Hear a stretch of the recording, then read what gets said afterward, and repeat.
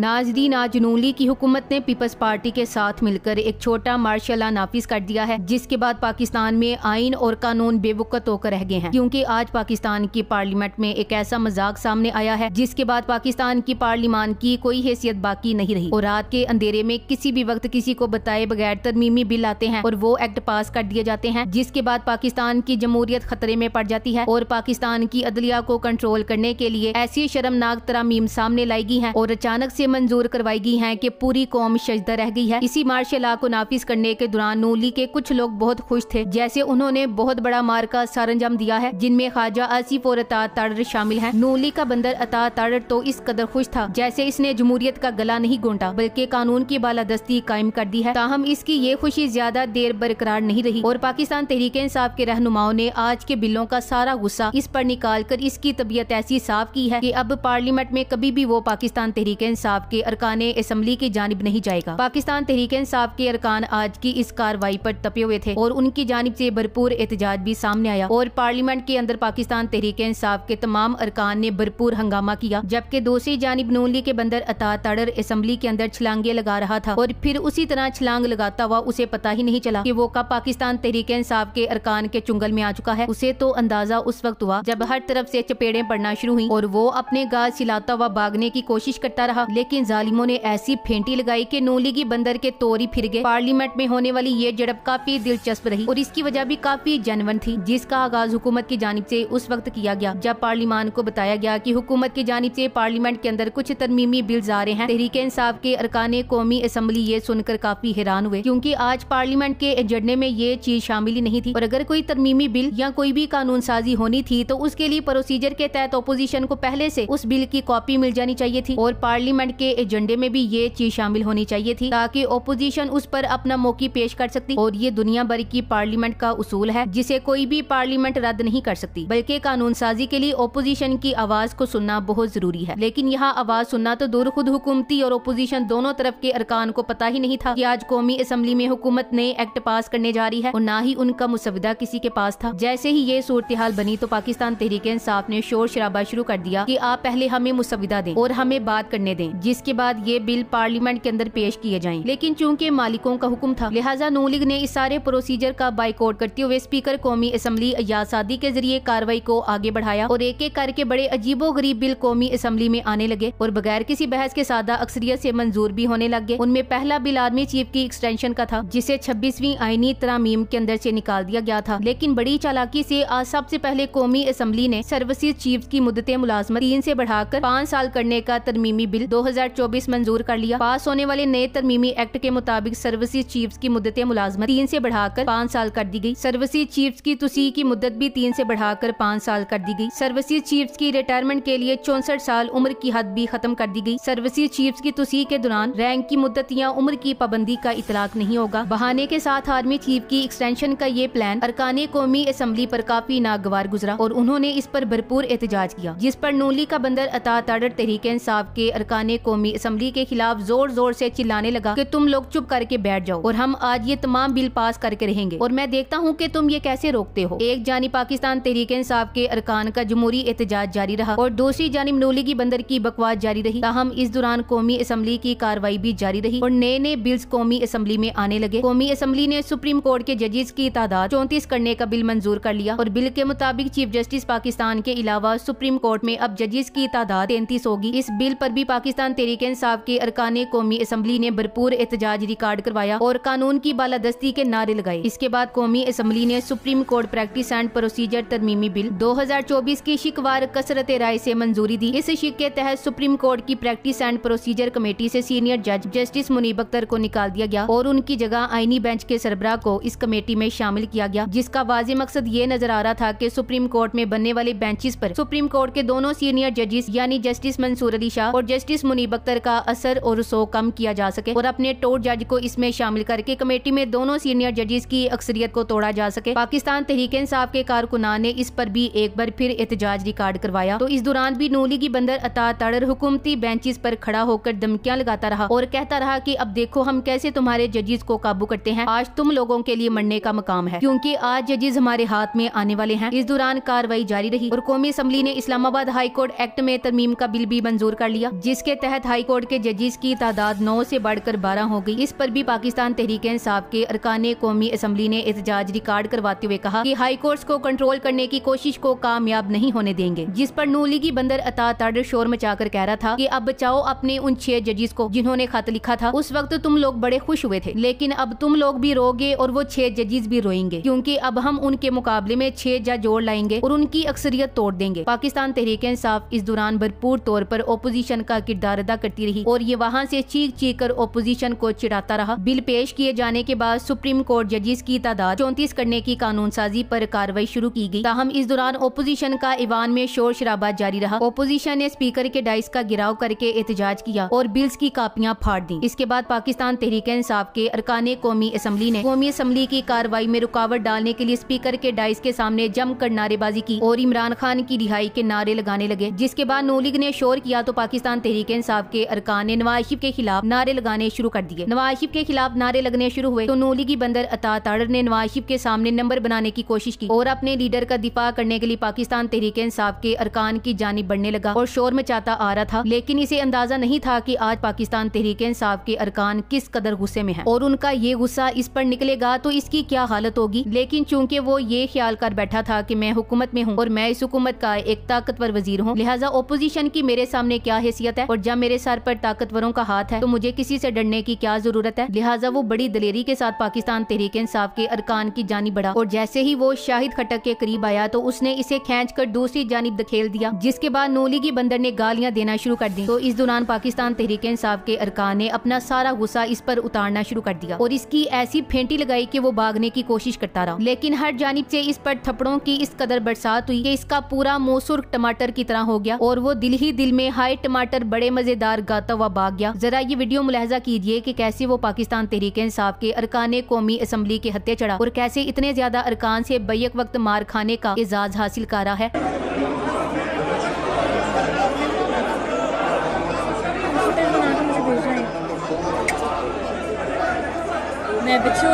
नाजरीन, पाकिस्तान तहरीक इंसाफ के अरकान कौमी असम्बली का गुस्सा बिल्कुल बजा है और यही गुस्सा पूरी कौम में भी पाया जाता है, क्योंकि आज इन्होंने जमहूरियत पर शबखुन मारा है और जमहूरी कदरों को पामाल करते हुए पार्लियामेंट की भी तौहीन की है और आईने पाकिस्तान की भी तौहीन की है और ताकतवरों को खुश करने के लिए ऐसी आमराना कानून साजियां की हैं जिसकी मदद से ताकतवरों का कंट्रोल बढ़ेगा और अदलिया को कंट्रोल करने की मजमूम कोशिश की गई है। इसके साथ साथ छोटे मार्शल लॉ के मंसूबे में बुनियादी इंसानी हुकूक के खात्मे की बुनियाद रख दी गई है। नून लीग और पीपल्स पार्टी का मिनी मार्शल लॉ का मंसूबा काफी खतरनाक है। आज इस्टेब्लिशमेंट की कठपुतली पार्टियों ने मिनी मार्शल लॉ का एक और बिल कौमी असम्बली में पेश किया है, जिसे देखकर हैरानी होती है कि किसी जमाने में इन पार्टियों को भी कम से कम जमहूरी समझा गया था। इस्तादे दहशतगर्दी एक्ट 1997 में बड़ी तब्दीलियां करते हुए इंसानी हुकूक के खात्मे का प्रोग्राम बनाया गया है ताकि अदालतों को मुकम्मल मफलूज करके सियासी कैदियों को काबू किया जा सके। Thanks for watching. Allah Hafiz.